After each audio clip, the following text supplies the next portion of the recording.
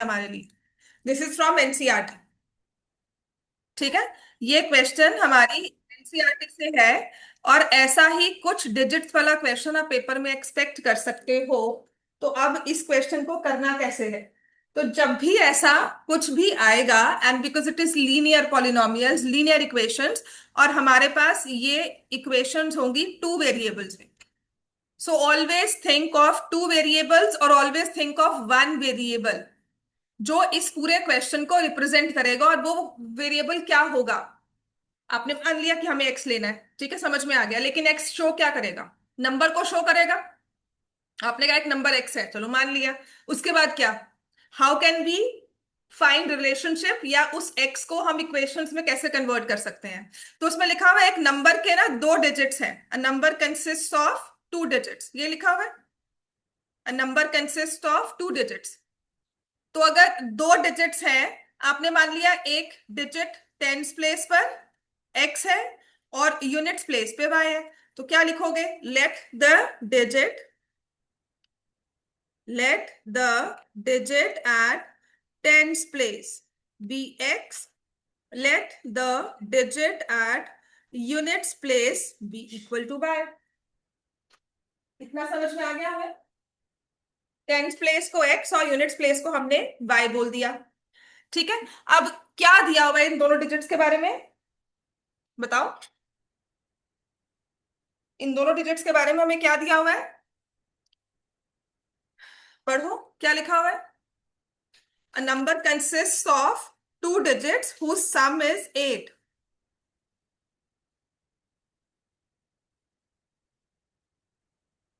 बोलो बच्चों क्या होगा। How will you convert this. X plus y is equal to 8 लिखो।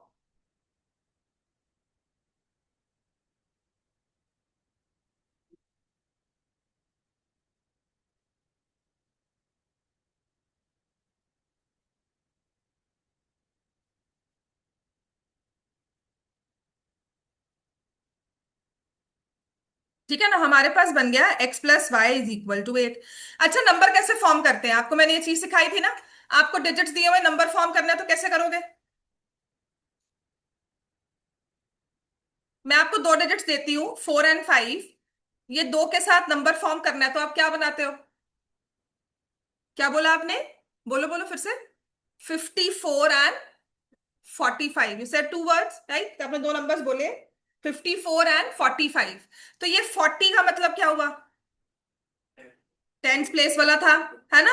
तो टेंस प्लेस वाले नंबर को कैसे लिखते हो। 40 + 5। तो ऐसे ही अगर मैंने आपको एक्स एंड वाई कहा है, तो ये एक्स क्या होना चाहिए टेंस प्लेस पर, और वाई क्या होना चाहिए यूनिट्स प्लेस पर। इसको टेंस प्लेस पर दिखाने के लिए क्या करेंगे। 10x, और फिर दूसरा y × 1, और आपस में इन्हें क्या करेंगे। तो नंबर क्या बन गया हमारा। The number is 10x + y। This is the most important step.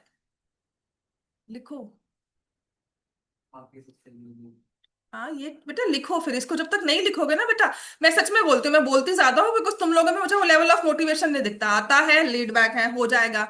Ninth में ना, क्योंकि तुम्हारा नाइन्थ ही ऐसा स्टार्ट हुआ है, बुक्स नहीं है, ऐसा नहीं है वैसा नहीं है। उसको अपनी पर्सनैलिटी का पार्ट ना बनाओ सीरियसली। लर्निंग सीखो कि चलो जो है उसमें सीखे। आपको ये चीजें एक्स्ट्रा आई हैं, पिछली क्लास नाइन्थ क्लास में ये नहीं थी। आपको इसके बाद प्रॉपर इक्वेशंस फॉर्म करनी भी आ जाएंगी, लीनियर इक्वेशंस इन टू वेरिएबल्स, आपको प्रॉपरली वो चैप्टर है। समझ में आ गया। तो वो बहुत जरूरी है। तो नंबर हमारा ये हो गया। अच्छा, अगर यही आपने आपको ना मैंने कहा था इसमें ना 4 स्टेप होते हैं। इस ऐसे वाले क्वेश्चन में जब भी आपको डिजिट्स का क्वेश्चन आएगा there will be 4 steps.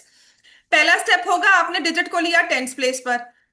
Second होगा यूनिट्स प्लेस पर, और थर्ड स्टेप होगा when you form the number. So therefore the original number,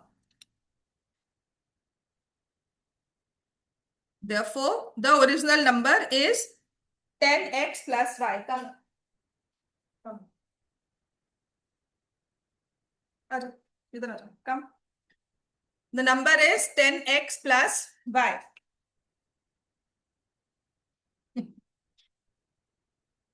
sit sit, बैठ जाओ। The number is 10x + y। और इसमें ना आपको 95% तो दिया होगा अबाउट रिवर्स नंबर। एक या दो क्वेश्चंस हैं जहां पे डिजिट्स को रिवर्स नहीं किया जाता, नहीं कहा जाता कि डिजिट्स रिवर्स हो गए। रिवर्स नंबर क्या होगा? मतलब अगर तुमने 45 कहा है तो इसका रिवर्स नंबर क्या होगा? 54। तो मतलब जहां एक्स था वहां वाई आ गया, और जहां वाई था वहां पर एक्स हो गया। अब रिवर्स नंबर क्या बन जाएगा अगर आपने 10x प्लस वाई बनाया था? 10y plus x। ये हमारा फोर्थ स्टेप है।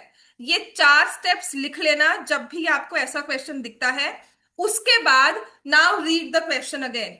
A number consist of two digits whose sum is 8। आपने ये नंबर की इक्वेशन फॉर्म कर ली।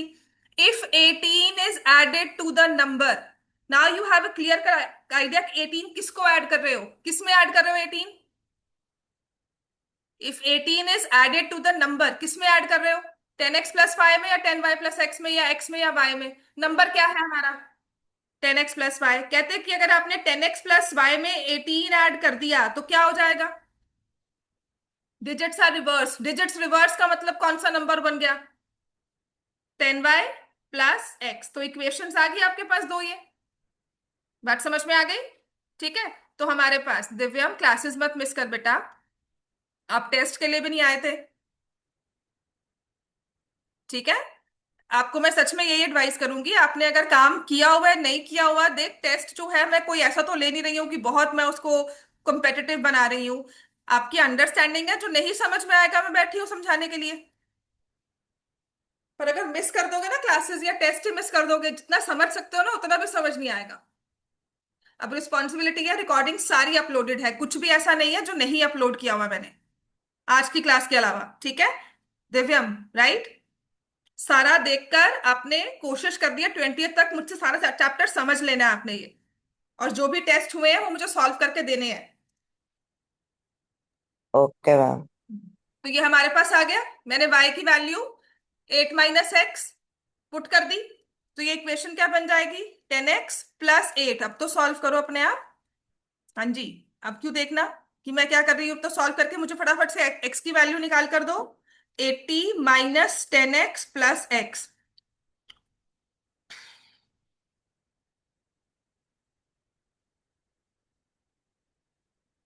9x plus 26। 80 - 9x। तो ये आ जाएगा 18x। 80 - 26 will it be 54? 18x is 54। x की वैल्यू 3 आ गई। और अगर x की वैल्यू 3 है तो y कितना हो जाएगा? 8 - 3 y इज 5। अब क्यों मैंने xy लिया? बिकॉज नंबर आपने डायरेक्टली xy मतलब जो फॉर्म किया, आपने कहा x3 y5, नंबर इज 35। और चेक कर सकते हो कि अगर मैं 35 में 18 ऐड करती हूं तो डिजिट्स रिवर्स करके बन जाता है 53। So hence this is the right answer. बात समझ में आ गई है? ऐसे दो तीन क्वेश्चंस आपकी वर्कशीट में डाल दिए हैं मैंने। आपकी क्लास 8th के क्वेश्चन हैं। I don't know what ever you done in class 8th, आपके लीनियर इक्वेशंस का चैप्टर होता था क्लास 8th का। आप ना पता है, अपनी बेसिक तैयारी पूरी करोगे, मैं आपको प्रैक्टिस और करवा दूंगी। प्रैक्टिस तो हो जाएगी पर ये बेसिक क्वेश्चंस हमें आने चाहिए, फिर इसके और टाइप ऑफ क्वेश्चन जितने भी हैं मैं सब करवाने शुरू कर दूंगी आपको। बट मुझे एक बेसिक लेवल दिखना चाहिए आप।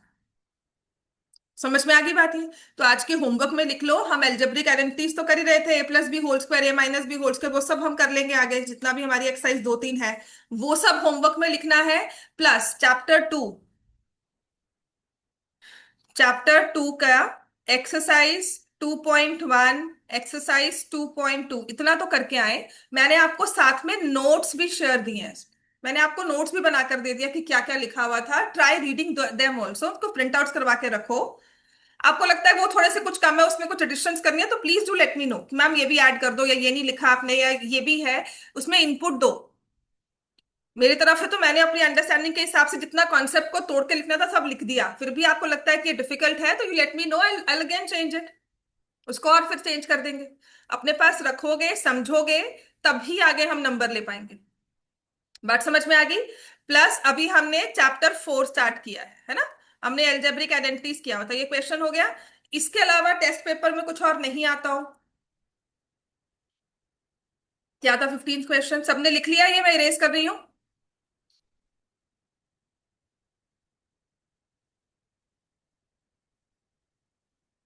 अच्छा, सबने लिख लिया है। मैंने ना ये क्वेश्चन, तीन चार क्वेश्चन ही थे आपकी बुक के जो मैंने क्लास में करवाया। मे बी आई थिंक तुम एब्सेंट थी उन दिनों में। रिकॉर्डिंग सारी अपलोड है डेट वाइज, ठीक है। जिस डेट को तुम मिसिंग थी वो तुम्हें रिकॉर्डिंग मिल जाएगी। नहीं मिलेगी मुझे बोल दो, आई शेयर द लिंक।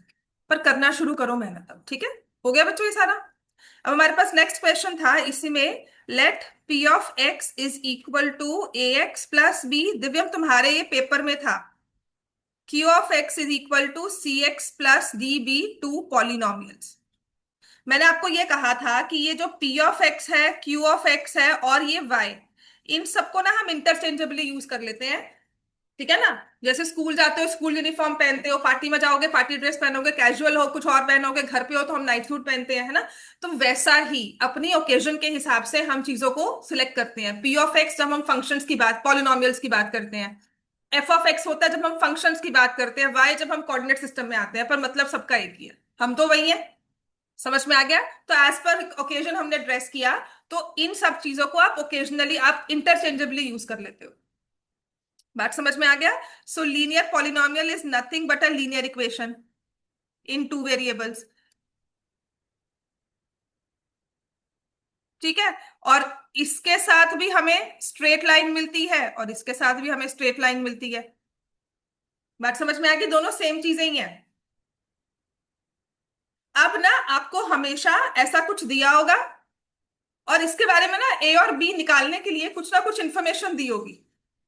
सबने लिख लिया था कि चाहिए? ये सब नोट्स में है, पढ़ लो उनको। और मुझे सच में बता सकते हो, I will also go through them again कि अगर कुछ इसमें इंप्रूवमेंट हो सकती है। बट मुझे लगता है कि मैंने बहुत क्लियरली एक्सप्लेन किया है। Please do read them. तुम्हारे लिए बनाए हैं, मुझे तो चाहिए, मेरे दिमाग में सब कुछ है। सीरियसली मेरे दिमाग में वो स्लोप्स के जितने भी आइडियाज क्लियर थे वो सब क्लियर हो गए। ट्रांसफॉर्मेशन मुझे आज तक समझ नहीं आई थी पर मुझे अब क्लियर हो गई सारी, ठीक है। तो यहाँ पर हमें ये दो पॉलिनोमियल्स दिए हैं, a x plus b, q of x is c x plus d. अब इसके बारे में दिया हुआ है पहली इंफॉर्मेशन, द ग्राफ। अब ग्राफ की बात करें, ग्राफ किससे बनता है? इक्वेशन से। Graph of p of x passes through, कौन से पॉइंट से पास करता है? 2,3 एंड 6,11। ये एक इंफॉर्मेशन दी है। सेकंड है कि graph of q of x passes through 0.4, -1। आपने इन सब इंफॉर्मेशन को यूज करना है to find a and b या कुछ भी मिसिंग। तो पहले तो ना मैथ्स में देखा करो कि जो भी इंफॉर्मेशन दी है वो कहीं ना कहीं यूज हो रही है, ठीक है। The graph of q of x, third है graph of q of x is parallel to p of x. And fourth है, उसने लिखा है मतलब इस तीनों के गिवन के बाद ना फोर्थ में सिर्फ आपको कहा है find polynomials P of x and Q of x. Find what is P of x and Q of x, है ना। क्लास का कोई बच्चा है लेकिन बच्चे का नाम तो होगा। मैं पूछती हूँ टॉपर, हाँ मैम है एक बच्चा, मैं बोलूंगी नाम तो बताओ उसका। मैथ्स टीचर, हाँ नाम तो बताओ। तो पी ऑफ एक्स तो बहुत सारे हैं लेकिन इस सिचुएशन में नाम क्या है?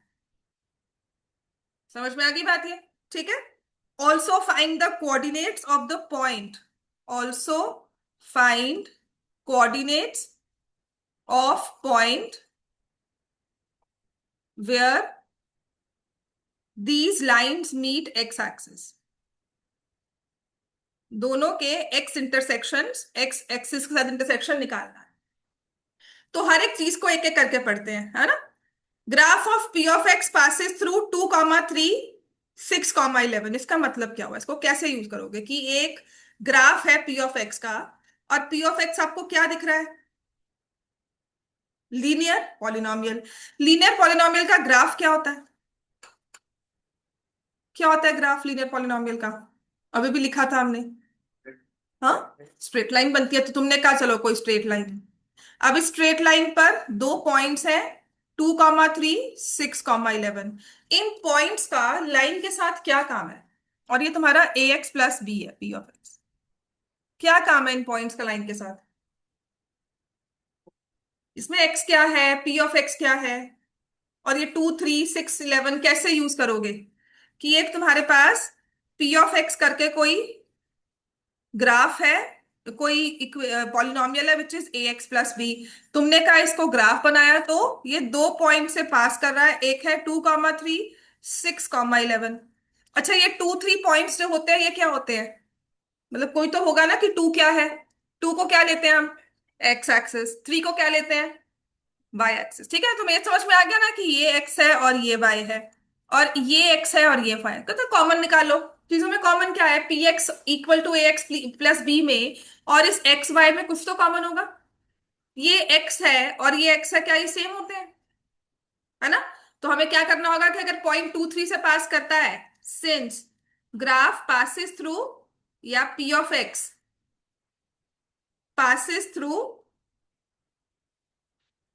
2 3, इसका मतलब क्या हुआ? दिस मीन्स एक्स की वैल्यू क्या होगी और वाई की वैल्यू क्या होगी? This means when x is 2 then y is 3। बात समझ में आ गई कि एक्स की वैल्यू 2 तो वाई 3। अब एक्स की वैल्यू 2 निकालने के लिए जहां जहां एक्स है वहां 2 पुट कर दिया, और ये पी ऑफ टू को हमने क्या मान लिया था? पी ऑफ टू क्या होता है?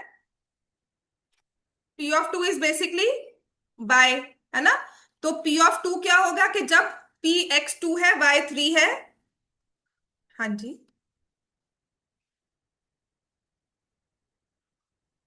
एक मिनट में। So 2a + b is equal to 3। इतना क्लियर हो गया? 2a + b is equal to 3। ऐसे ही हमारे पास दूसरी इक्वेशन है 6 11। तो क्या आ जाएगा? हाँ,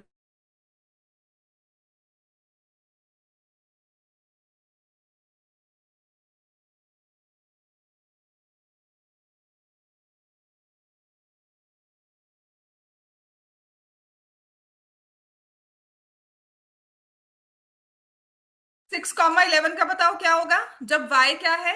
11, x क्या होगा?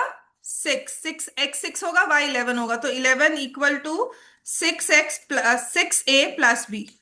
तो can you find the value of a and b?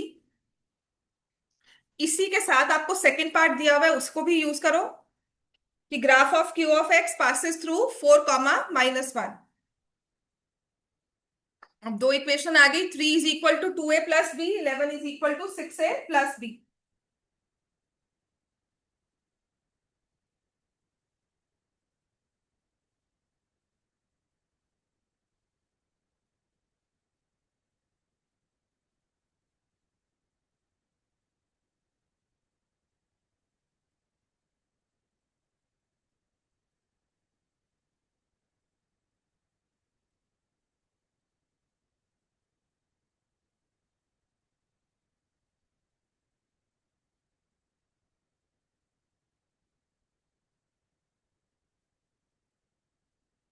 अब सेकंड वाला भी यूज करो इसका जल्दी।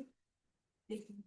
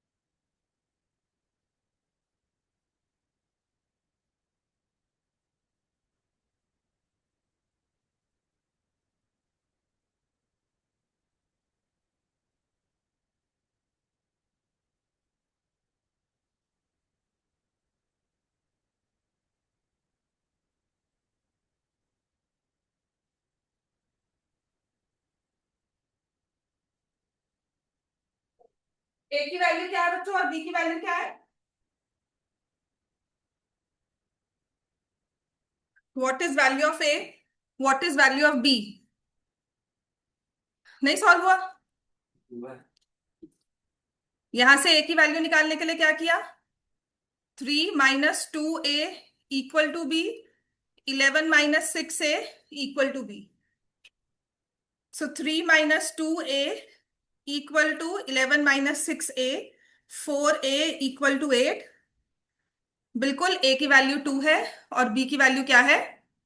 -1। तो आपका पी ऑफ एक्स क्या बन जाता है? 2x-। समझ में आ गया? अब यही चीज ना आपको सेकंड क्यू में मेंशन की हुई है। क्यू में क्या मेंशन किया हुआ है? Q of x passes through point 4, -1। Q of x ना पास करता है थ्रू 4, -1, और क्यू ऑफ एक्स आपको दिया क्या हुआ है? CX+D। अब ये 4, -1 से पास करता है। नाउ दिस थिंग, अब ये चीज बहुत जल्दी हमारे माइंड में आनी चाहिए कि अगर 4, -1 से पास करता है तो मुझे क्या लिखना चाहिए यहाँ पे? How will I use this 4, -1 here? क्या करेंगे? हाँ डालो, डालकर बताओ मुझे फटाफट से क्या इक्वेशन बनेगी। What will I right instead? Numbers कैसे लिखूंगी यहां पर? -1 इक्वल्स टू C+D। बिल्कुल ठीक होगी बात ये। अच्छा, फिर इसके बारे में तो और कुछ नहीं बताया हुआ, हमने इसको भी यूज कर लिया। अब थर्ड है graph of Q of x is parallel to P of x. P of x हमने निकाला था 2x-1।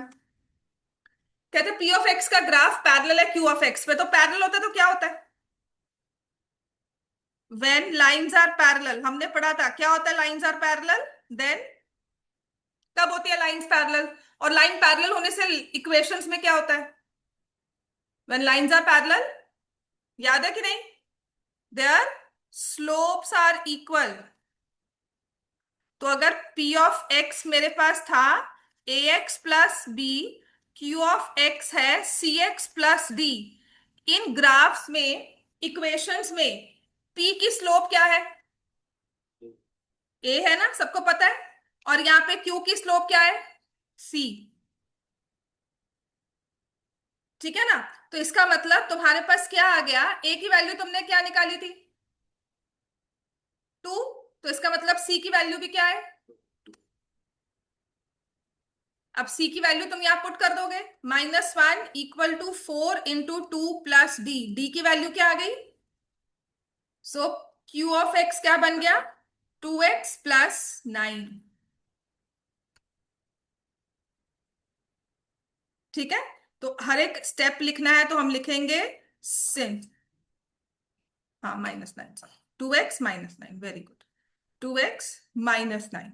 So since slopes of P of x and since नहीं, as lines are parallel, as P of x and Q of x are parallel, hence slopes of P of x and Q of x are equal, therefore slope of P of x क्या है?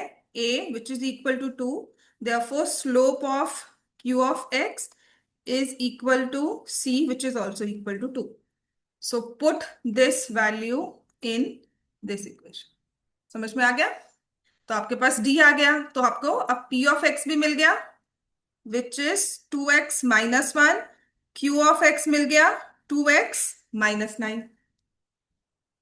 तो वही तो हमने करना था कि हमने ना बता दिया है ना। Also find coordinates of point where these line cuts x axis. तो इसको कट करना है एक्स एक्सिस को। So how to find?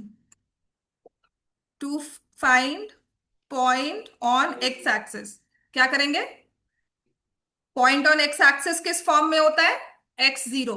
तो लिखो since point on x axis is of form x, 0, therefore put y equal to 0। y क्या होता है? कहाँ होता है y? यहां पर y तो दिख नहीं रहा मुझे।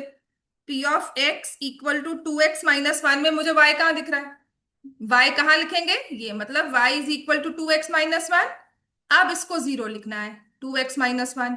x की वैल्यू क्या आ गई, पर आपको ये नहीं बताना x की वैल्यू 1/2 है। Therefore the point is 1/2, 0। कि एक्स एक्सिस को इस लाइन ने जिस पॉइंट पे कट किया है वो है 1/2, 0। मतलब ये कुछ ऐसे जा रही है लाइन, देखो एक्स है, ये वाई है। इसका वाई इंटरसेप्ट क्या है बता सकते हो? -1 है, तो ये -1 से स्टार्ट हुई और यहाँ पर हाफ ऐसे जा रही है। ठीक है। और अगर 2 है तो थोड़ा स्टीपर आ जाएगा, वैसे भी पॉइंट्स के साथ स्टीपर ही बन जाएगा। अब क्यू ऑफ एक्स का बताओ बच्चों। Q of x is 2x-9। इसका भी मुझे एक्स वाला ही निकालना है पॉइंट। इसमें भी y को जो है वो जीरो पुट करेंगे, तो 0 = 2x-9। एक्स की वैल्यू क्या आ गई, 9/2। तो ये पॉइंट का y इंटरसेप्ट क्या हुआ, -9 हुआ ना, कुछ यहाँ आ गया। और यहाँ पे 9/2, तो 4.1, 1 2 3 4 ले रहे हो ना, तो ये 4.5 कुछ यहाँ, और ये भी इसके नीचे। तो ये लाइन और भी मतलब ऐसा ही इससे पैरेलल ड्रॉ होगी। ठीक है, देखना है तो देखो कुछ इस तरह से होता है।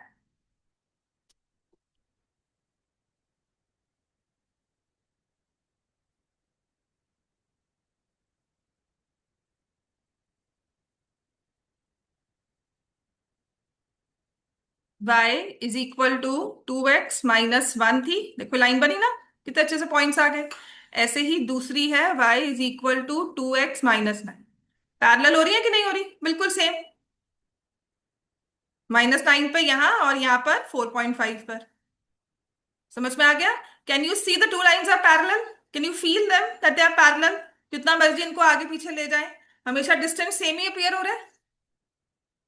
ये लो, हमने इसको जूम आउट कर दिया,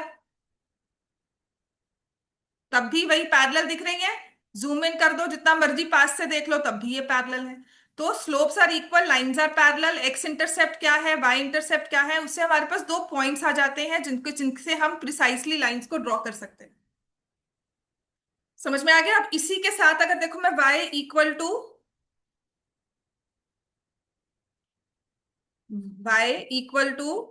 1/2 x, तो लाइन कम स्टीप हो गई ना, -1 ही कर दो चलो, हाफ हो गया ना। तो स्लोप क्या है वो, ग्रेजुअल नहीं बोलते उसको, एक होता है स्टीप और एक होता है gradual. So now this has become gradual, come steep होगी, ये बहुत ज्यादा स्टीप होगी। ठीक है ना।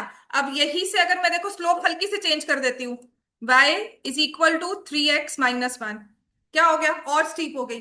चलो y = 10x लिखूं। अब तुम सोचो, तुम इस चीज पर चढ़ना चाहते हो, you have to climb this train, तुम्हें इस वाली हिल पर चढ़ना है। ये चढ़ना आसान होगा कि ये प्रेफर करोगे? नंबर सब भी सेम मिलने हैं, जितने मार्क्स यहाँ पर मिलने हैं उतने ही मार्क्स यहाँ पे हैं, कोई एक्स्ट्रा नहीं बेनिफिट मिलने वाला अगर इस पे चढ़ोगे। तो कौन सा प्रेफर करोगे? ग्रेजुअल वाला, क्योंकि उस पर चढ़ना आसान होगा। ये वाला अपहिल जाना यहाँ अच्छा काम है, अच्छा, या यहाँ से स्लाइड लेनी डेंजरस होगा, या ज्यादा थ्रिल वाला मानोगे? ये स्लाइड सेफ मानोगे। बात समझ में आ गई? तो दिस इज हाउ वी से ग्रेजुअल एंड स्टीप। बात समझ में आ गई, राइट? चलो अब हमारे पास आता है एल्जेब्रिक फॉर्मूलाज। ये क्वेश्चंस ना तीन चार ही हैं मिलकर तुम्हारी बुक में, एक एक्स्ट्रा दो तीन मैंने पेपर में अपने नोट्स में लिख दिए होंगे, वो अच्छे से रट लो। हर बार यही होने वाला है। आपको हद से पता क्या दे देंगे, सीरियसली। अब मैंने क्वेश्चन जो देखे हैं कि आपको दिया है कि line passes through point 8, 1 and 6, 2, find the slope of the line. ये मैंने आपको एक्स्ट्रास में करवाए भी थे। कैसे निकालोगे? Now there is a direct formula, लेकिन तुम लोग अपने हिसाब से कैसे सोचोगे, मैं फॉर्मूला नहीं करवा रही हूं तुम्हें। A line passes through point a line passes through 8, 1 and 6, 2, find the slope of the line. ये अपने लिए एमसीक्यू 1 मार्क सबसे इंपॉर्टेंट मान लो, ये आपके पेपर में आने ही वाला है। जितना भी एक्स्ट्रा मटेरियल मैं देख रही हूँ ना ऑनलाइन जो अवेलेबल है एक्स्ट्रा हेल्प के लिए, क्वेश्चंस तो कुछ मर्जी बना दे, लेकिन जो पॉपुलर चल रहे हैं ना उसमें सबसे इंपॉर्टेंट क्वेश्चन ये है, सब जगह मिल रहा है आपको। क्या करेंगे इसमें? लाइन है तो लाइन किस फॉर्म में आपके पास होती है? स्ट्रेट लाइन, लेकिन उसकी कुछ ना कुछ तो मुझे 8162, मतलब I should have some name to it. और लाइन का नाम क्या होता है?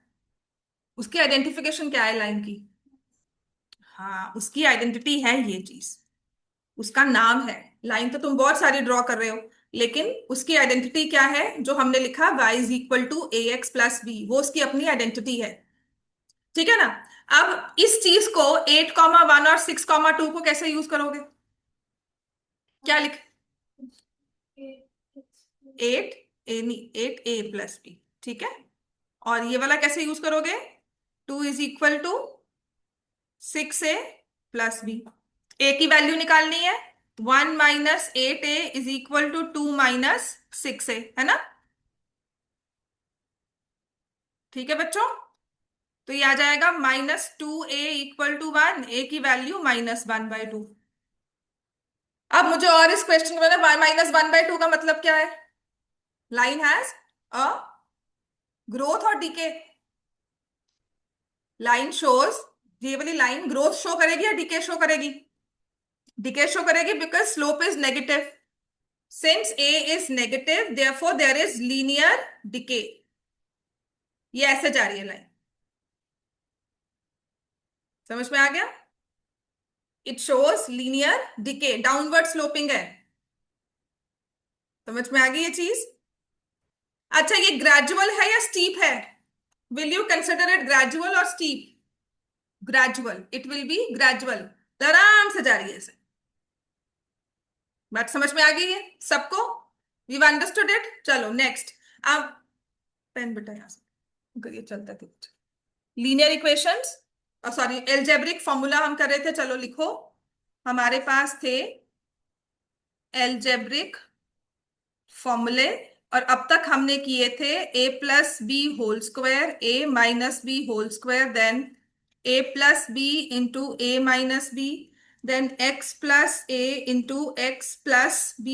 और इसके बाद एक हमने और कर लिया था, which was a + b + c² इसके अलावा तो कुछ नहीं किया। और so what is a + b²? a²b² + 2ab। What is a - b²? b² - 2ab। What is a + b × a - b? a² - b²। और ये क्या होगा? x², a + bx + very good. और इसमें क्या होगा बच्चों? +2 × ab, 2 × bc, 2 वेरी। ठीक है, इतना फॉर्मूला हमें याद करना है, अभी तक यही है हमारे पास। फिर हमने ना इसमें से कुछ एक्सरसाइजेस कर ली थी, विच वर एक्सरसाइज 4.1, है ना? थिंक एंड रिफ्लेक्ट में मैं आपको ये करवा भी देती हूँ, पेज 71 का एक्सरसाइज 4.1 हमने कर ली थी। अच्छा, परफेक्ट स्क्वायर बनाते हैं कैसे, मैं वो भी आपको ग्राफिकली जो इनका बताया मैंने वो भी सिखा दूंगी। देन फैक्टराइजेशन, विच वॉज 4.1 के बाद ना 4.2 हमें स्टार्ट करनी है।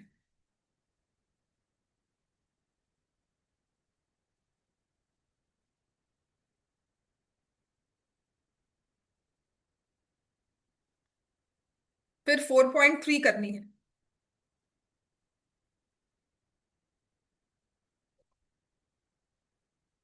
पता क्या है, ये ना जो इन्होंने फैक्टराइजेशन ग्राफिकली दी है ना, ये समझनी तो आसान है, पर क्योंकि हम लोग शुरू से वैसे नहीं पढ़ते ना, इसलिए तो इन्होंने a + b² ना फॉर्मूला कैसे बनाया था, ये समझ में आ गया सबको ये?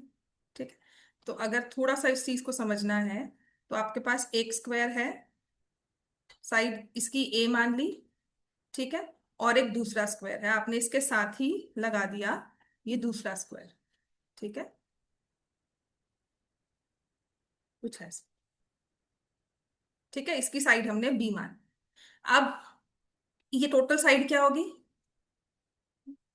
क्या होगी इसकी टोटल साइड? a+। और ये कितनी है? तो यहां पर भी हमें +b करना होगा। तो कहते हैं जितना स्क्वायर यहां पड़ा है आप इस साइड पर भी ले आओगे, ठीक है। तो इस साइड पर मैं वही स्क्वायर उठा के ले आती हूँ, ये लेकर आ गई,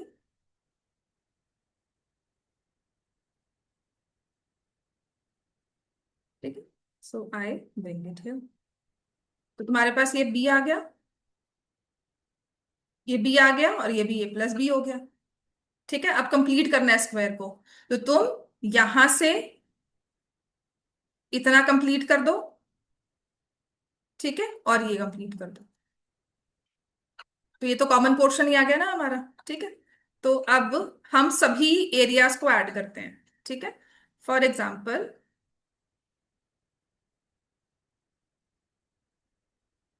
ठीक है, या फिर इसको थोड़ा सा ना, ये,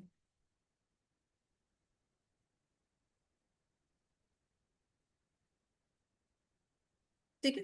तो ये ए स्क्वायर था, ये बी स्क्वायर है, ये वाला एरिया, टाइल्स लगाई ना, ये ए स्क्वायर है, ये बी स्क्वायर है, ठीक है। अच्छा, ये साइड क्या है, ए, और ये कितनी है, बी, तो ए बी हो गया।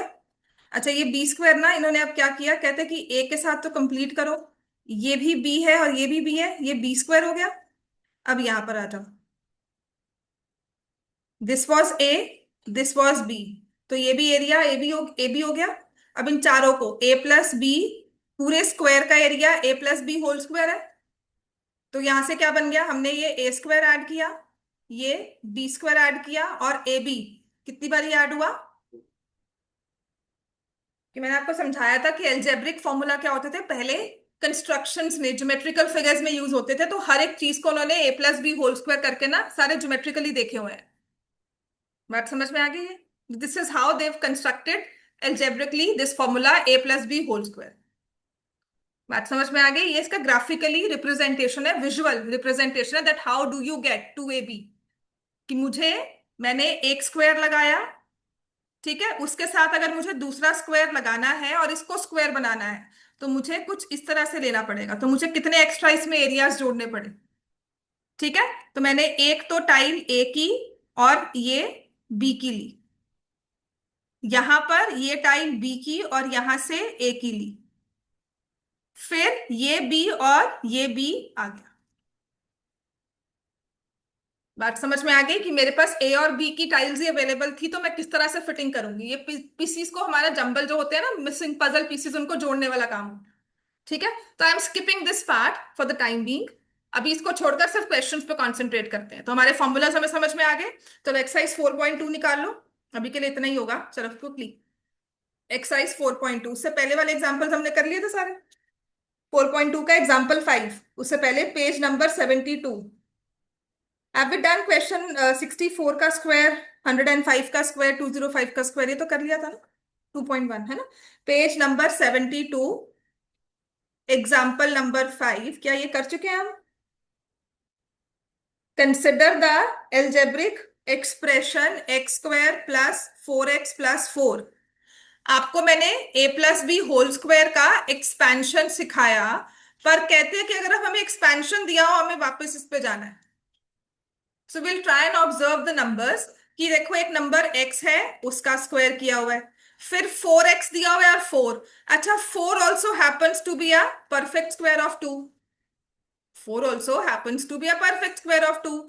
और फिर जब मैं नोटिस करती हूँ कि क्या जो ये x वाली टर्म है, ये 2 × 2 × x करके आई है, तो हम कहेंगे बिल्कुल आई है। तो इसका मतलब ये इस फॉर्मेट में एक्सपैंड हुआ है, इसको वापस लेके जाना है, तो ये क्या हो जाएगा, दिस इज x+2 का होल स्क्वायर। समझ में आ गई बात है। तो अब हमारे पास एग्जाम्पल 6 में फैक्टराइज करो, देखो क्या लिखा है, 36x² प्लस 12x+1।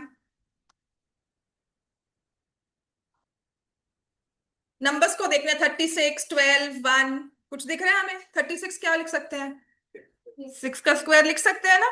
अच्छा, एक्स भी है साथ में, तो एक्स का स्क्वायर भी होगा, हाँ, 6x का होल स्क्वायर है। अगर एक्स का स्क्वायर नहीं है ना, फिर नहीं लिख पाओगे, फिर √x लिखना पड़ेगा। और इसके साथ ये 12 तो परफेक्ट स्क्वायर नहीं है, लेकिन 1 है।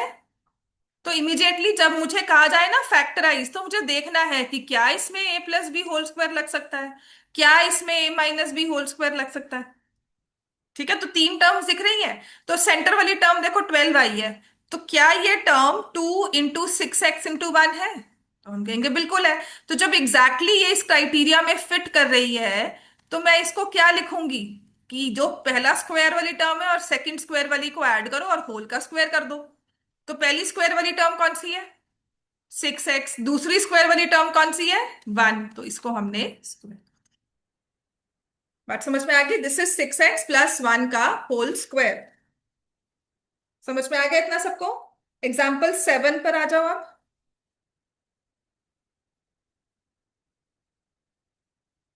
Example 7 says 50p² +60p³ +18q²। मैं तो परफेक्ट स्क्वायर ढूंढ रही हूँ, परफेक्ट है ही नहीं। 50 का परफेक्ट स्क्वायर है? इस 50 का परफेक्ट स्क्वायर? क्या 18 परफेक्ट स्क्वायर है? और साथ में दिया भी 60 हुआ है हमें, अब क्या करें? 50, 16, 18, इन तीनों में कुछ चीज कॉमन है। If I look at the numbers, 50, 16, 18 two के मल्टीपल्स हैं। तो क्या मैं इनमें से टू कॉमन ले सकती हूँ? आपने ले लिया। यहां टू लेने से क्या रह जाएगा? 25p²। यहां क्या रह जाएगा? 30p³। और बच्चों यहां क्या रह जाएगा? ठीक है, अब 9q² तो आ गया। अब इसके बाद क्या होगा? 25p² क्या आ गया? 5p का होल स्क्वायर। 9q² क्या हो जाएगा? 3q का होल स्क्वायर। और नीचे क्या आ जाएगा? 2 इंटू 5p इंटू 3q। तो क्या ये 30 बन रहा है? ठीक है ना? तो क्या हो गया? ये 2 टाइम्स अंदर क्या रह जाएगा? बताओ ये। 3q का। This is the answer. ये हमने फैक्टराइज कर लिया। और लिख दोगे using a² +2ab +b² as a+b का होल स्क्वायर।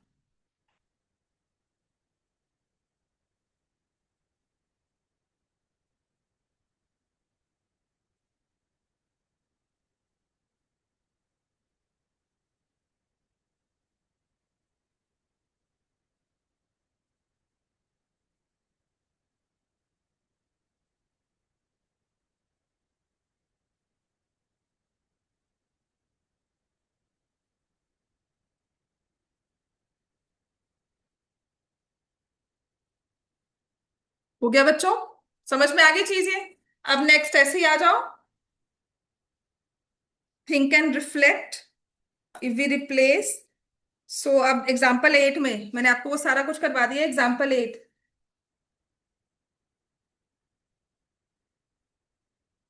पेज नंबर, करे बच्चे काम, पेज नंबर 73, एग्जाम्पल 8। ठीक है, आपकी गणिता मंजरी का ही एग्जाम्पल 8 में देखो क्या लिखा है। Suppose we have to calculate 29 का स्क्वायर। तो वी एक्सप्रेस दिस 29 एज, 29 को मैंने क्या लिखा? 30 में से 1 कम कर दो। अब ये क्या बन गया है? This is of the format a - b whole square, जिसको हम करते हैं a² +b² -2ab। तो मैं क्या लिखूंगी? 30 का स्क्वायर +1 का स्क्वायर -2 इंटू 30 इंटू 1। 30 का स्क्वायर बच्चों क्या होता है? 900। +1 हो रहा है -60। अब बताओ 900 में से 60 माइनस किए तो कितने होंगे? 900 में से 840 आएगा ना, उसमें 1 ऐड कर दिया, क्या आ जाएगा? तो क्या आपके पास 29 का स्क्वायर आ गया? तो स्पीड मैथमेटिक्स ऐसे ही काम करती है। ये जो वैदिक मैथ्स, मेंटल मैथ्स, फॉर्मूलाज या कुछ भी आपको वो स्पीड मैथ्स के नाम पे चढ़ाते हैं ना, वो यही होते हैं, अलजेब्रिक फॉर्मूला होते हैं। तो quicker you realise, the quicker it clicks to you. जितना ओरली नंबर को देखकर ऐड कर सकते हो, मुझे लिखना नहीं है। तुमने अगर 90 - 30 - 1 लिखा तो 900 में 60 माइनस कर रहे हो, तो विद इन सेकेंड्स आपका आंसर आ जाता है इफ यू ट्राई ओरली। ठीक है, तो उसमें आपको विजुलाइज करना ही सिखाया जाता है। Exercise 4.2 question number 1। चलो स्टार्ट करो। बुक आई नहीं तुम्हारी अभी तक? बुक अब तो बेटा मार्केट में मिल रही है, एक्सक्यूज मत ले उसको। ठीक है, बुक लेकर आओ। Exercise 4.2 question number 1। Factor completely. Science classes start हुई नहीं?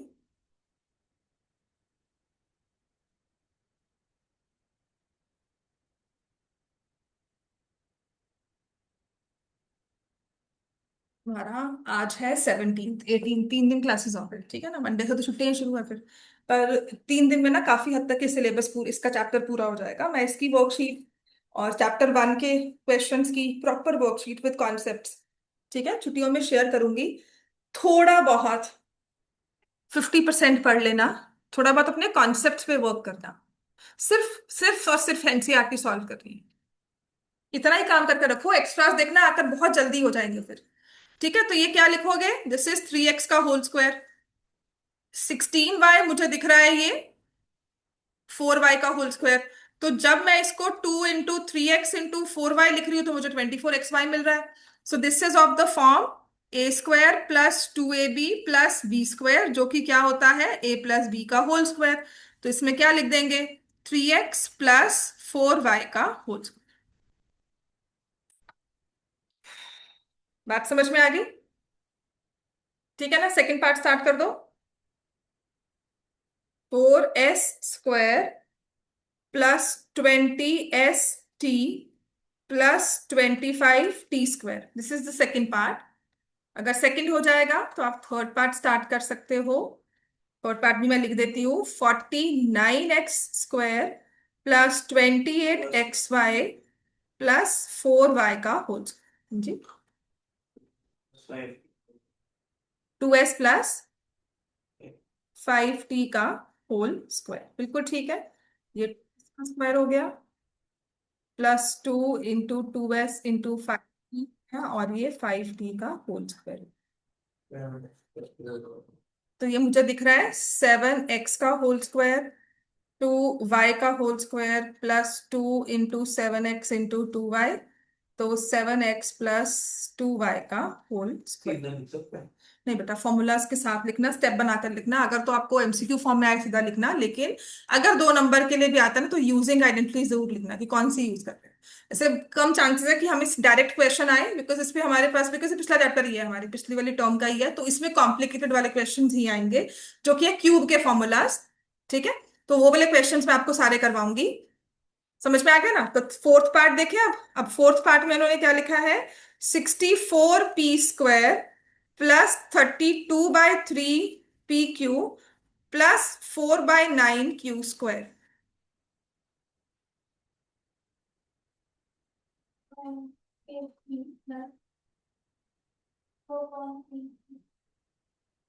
बिल्कुल ठीक है रियो।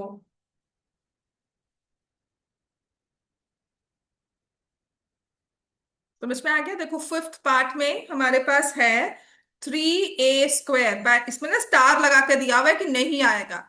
और सच में जब ऐसा कुछ दिया होता है ना, तो मुझे पता है स्कूल टीचर्स तो स्पेशली वही डालते हैं जिसमें स्टार लगाओ। ठीक है ना, जो नहीं आने वाली चीज होती है ना सीबीएसई, जब तक कि वो ऐसा कुछ है जो हम समझा ही नहीं सकते कि मत्था ही खपेगा हमारा, रहने दो इसको। 1.5 फिफ्थ का 1.5 का स्क्वायर बेटा 2.25 होता है ना, डबल थोड़ी कर रहे हैं इसको। अब ऐसे केस में जब भी तुम्हारे पास ना फ्रैक्शन वाले कोएफिशिएंट्स, अब सुन लो ये बात, कोएफिशिएंट्स फ्रैक्शन में, ठीक है, हाँ बिल्कुल ले सकते हैं, लेके देख कर। अब फ्रैक्शन वाले कोएफिशिएंट्स है, √3 लेना है, नहीं समझ में आता ना, एक सबसे बड़ा गोल्डन रूल बताऊंगी। आपको दिख रहा है कि वो 3 आपका परफेक्ट स्क्वायर, आपको नहीं दिख रहा, ठीक है ना, आपको 4ab नहीं समझ में आ रहा कुछ भी, ऑलवेज टेक एलसी, तुम्हें कभी भी फेल नहीं करेगा। ठीक है, तो उसमें क्या लेना है, हमारी गोल्डन टिप इसमें क्या है, ऑलवेज टेक एलसीएम। ये जब तुम स्प्लिटिंग ऑफ मिडिल टर्म करोगे ना, वहां पर बहुत काम आने वाला है। तुमने इसको LCM 3 ले लिया, ठीक है, ये LCM मैंने 3 ले लिया, तो क्या आ जाएगा यहाँ पर, 9a² +12ab +4b² बन गया ना। अब ऊपर की टर्म जानी पहचानी लग रही है, कोई 1.5 की गलती नहीं होगी, 3 आएगा ना बेटा, ये LCM 3 है, ये तो 3 है ना बेटा, है ना, ये आ गया 4b²। ये चीज तुम्हें कभी फेल नहीं करेगी सीरियसली। उस तुम कहो कि मुझे आप इसको एलसीएम में ही लेके जाना है, आपको मुझे फ्रैक्शन में लेके आना, आप बाद में जहां मर्जी ले जाओ। 1/3 अलग कर दिया, 3 तो लिया है, अब तुमने इसको 1/3 अलग करके इसको अलग कर लिया, क्या फर्क है दोनों में? ये लिखने का वे है, ठीक है। ले तो सब कुछ सकते हैं। अब ये क्या बन गया, 3a का whole square plus 2 × 3a × 2b plus 2b का होल स्क्वायर। तो ये 1/3 बाहर आ गया। This will be 3a plus 2b का होल। बात समझ में आ गई सबको? अगर मैं इसको अदर वे राउंड ही करती कि मैंने इसे एलसीएम नहीं लिया है, मतलब ये आपका एक रिकॉग्नाइज वाला नंबर है, नोबडी कैन से कि आपने क्यों नहीं, इसको आपने बहुत अच्छे से फैक्टराइज किया है इसको। आपका 3 भी कॉमन आ रहा था, आपने उसको बाहर ले लिया हुआ है। This is something you done like very nicely, right. लेकिन अब अगर तुम ये कहो कि इसको मुझे करना था, तो हाँ, I could have written it like this. मैं इसको लिखती √3a का होल स्क्वायर। 4/3 है, 4 का अंडर रूट क्या होता है, 2। और ये क्या होता है, √3b का होल स्क्वायर। तो प्लस 2 × √3a × 2b/√3। देखो वही फॉर्मेट बन गया, √3 कैंसिल हो जाता है आपस में।